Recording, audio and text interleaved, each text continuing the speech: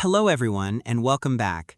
In today's video, I'm going to show you how to check battery health in Windows 11 step by step.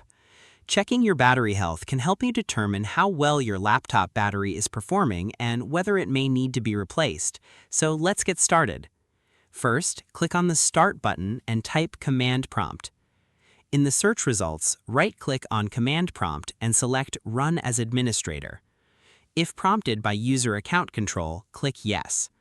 Once the command prompt window opens, type the following command, powercfg/battery report.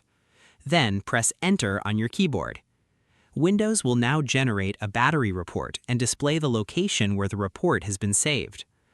Next, open File Explorer and navigate to the location shown in the command prompt. In most cases, the battery report will be saved in your user folder. Locate the file named batteryreport.html and double-click it to open it in your web browser. The battery report will now open and display detailed information about your laptop battery.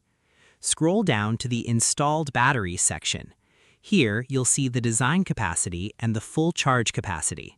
The design capacity represents the original capacity of your battery when it was new, while the full charge capacity shows how much charge the battery can currently hold.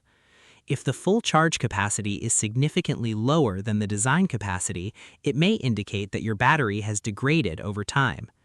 You can also review sections such as battery usage, usage history, and battery capacity history to get more information about your battery's performance.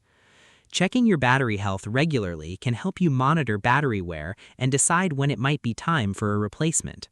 And that's it. You've successfully checked your battery health in Windows 11. Thanks for watching this video. If you found this tutorial helpful, don't forget to like, subscribe, and turn on notifications for more Windows tutorials and tech tips. See you in the next video.